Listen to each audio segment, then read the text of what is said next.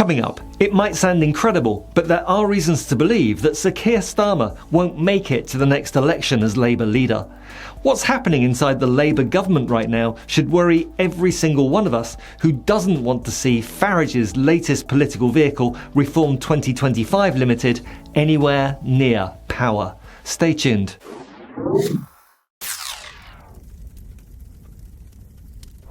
So before I really get into it, let me just head off at the pass the accusation that by attacking Keir Starmer and his government, I'm somehow enabling Farage. That's like blaming the little boy who pointed out that the emperor had no clothes. The problem isn't that little boy, me in this instance. The problem is the fact that Emperor Starmer is parading around in front of the electorate stark bollock naked, clothed in nothing but transparently Reform-lite policies. I hate to be the one to say it, but after this week in particular, I've lost all hope that Starmer is anything but an electoral whore, willing to sacrifice his and the Labour Party's principles for votes. His premiership is already on life support and he's only been in the job since July. His approval ratings have crashed through the floor at -36. That's much worse than disastrous Tory leader Kemi Badenoch, who's on -15. Meanwhile, Farage's rating is at a relatively good -8, while Reform UK now tops the latest City AM voting intention survey at 32%. Labour comes a distant second on 22%. That tells you everything you need to know about the success of Starmer's leadership and the disastrous policy decisions he's made in the last few months.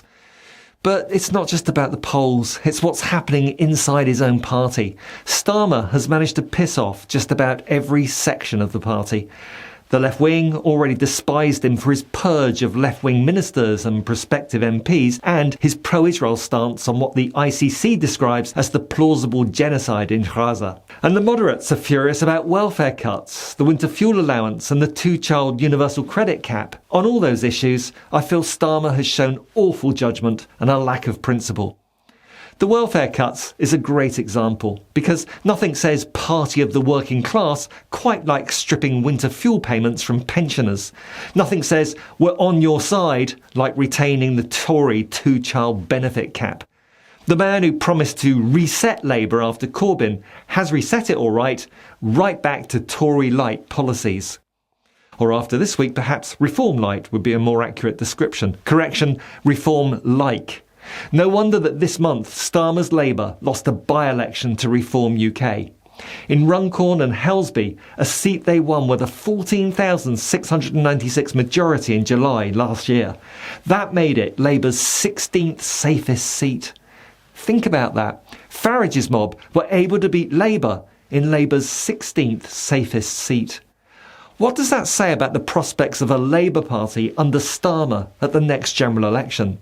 This wasn't a wake-up call, it was a bloody foghorn, and anyone that doesn't see that must be in denial. And the worst aspect of that result is that Starmer appears to have learned the wrong lessons. Far from setting out a clear, positive, optimistic and persuasive alternative to the rabble-rousing, simplistic and negative policies of Farage's Reform 2025 Limited, Starmer instead chose to form a tribute act, making draconian policy announcements this week on immigration, straight out of the Suella Braverman playbook. The man who won a landslide majority just a few short months ago is now so desperate to look tough on immigration that he's abandoning everything Labour was supposed to stand for. And his own MPs know it. We've already seen 7 rebel MPs suspended on welfare votes and another who's resigned the whip. And that's public information. And behind closed doors, well, they're already talking about who might replace Starmer. And look, it's true, he's probably not too worried at this stage. He knows that the formal procedure for removing a Labour leader is quite onerous. Under current rules, the only official trigger is if another candidate is nominated by at least 20% of Labour MPs. That threshold of over 80 MPs means that in practice, backbench discontent must coalesce behind an alternative before Starmer could be forced into a contest.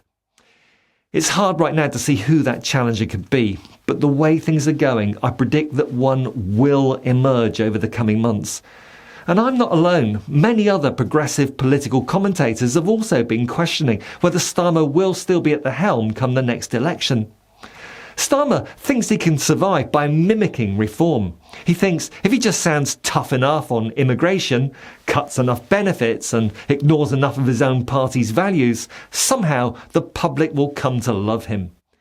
But what's actually happening is that Starmer is losing Labour's base while failing to win over anyone else. Traditional Labour voters feel betrayed, and they're right to. Working class communities that switched from the Tories are wondering just what the hell they voted for. And Reform UK is sitting there, rubbing their hands with glee, ready to hoover up every disillusioned voter, and pointing out that Starmer appears to be learning a great deal from Reform 2025 Limited. Meanwhile, the unions, the people who actually fund the Labour Party, are already warning Starmer to deliver or face the consequences. Paul Novak from the TUC has warned him to ensure workers feel better off and criticised his stance on things like youth mobility, the winter fuel payment cuts and cuts to disability payments. When your own bankrollers are threatening you publicly, you know you're in trouble. And it's not just the unions. Since Starmer became leader, membership has fallen from 552,835 when Corbyn was in charge to 309,000 in February this year, the latest figures I could find. That's a decline of 44%, or 244,000 members near as damn it, of which 21,000 were between just January and February this year, as traditional Labour voters gave up any hope on Starmer being anything other than a right-of-centre Prime Minister. The grassroots are furious. The MPs are restless. The unions are becoming hostile. And the public looks like they've reached a verdict on Starmer's Labour too. Rob, stop it with your criticisms of Starmer. And I get that, I really do, because if Starmer goes down, who benefits? Probably not traditional Labour voters, probably not the progressives like me who want radical change. No, it will be Reform UK circling like vultures, ready to feast on Labour's corpse. The right-wing press, for sure, already smells blood if you look at the headlines there. And Farage is positioning himself as the real opposition, the voice of the betrayed working class that Labour abandoned. At least that's his spiel. Complete nonsense, of course. Reform UK have always been the party funded by the oligarchs, working for the oligarchs with oligarch interests at heart. And I get all that argument, I really do see it, but we can't just ignore Starmer's failures. It's not as though in this video I'm sharing any secrets by pointing out failures that are all too obvious to the voting public here in May 2025. The longer we just acquiesce and say, well, Starmer is the lesser of three evils, then the worse things will get for the long-term prospects of avoiding a government of the far right after the next election. My prediction: Starmer won't make it to 2029. The pressure will build, the defeats will mount, and eventually his own party will pull the trigger. Maybe it'll be after another disastrous set of local elections in a couple of years' time. Maybe it'll be further by-election humiliations. Or maybe it'll just be the slow drip, drip, drip of defections and rebellions until another leadership wannabe throws their hat into the public ring. And when Starmer goes, well, incompetent and disappointing as he is, Starmer's still the only thing standing between us and a Reform UK surge, or even an unlikely Tory comeback when they eventually replace bad enough perhaps with somebody halfway competent. That's the tragedy of all this. We need Starmer to succeed, but everything he's doing is guaranteeing his failure. The man who promised to save Labour from electoral oblivion is leading it straight into another disaster. Only this time, the beneficiaries won't just be the Tories. This time, we're looking at something even more dangerous. I'm personally angry with Starmer. I'm angry at him for betraying everything Labour should stand for. I'm angry at Labour MPs for letting him get away with it. But most of all, I'm angry because if Starmer were to survive until 2029 without a major shift in his direction, I can see exactly where this is heading. And believe me, it's nowhere good.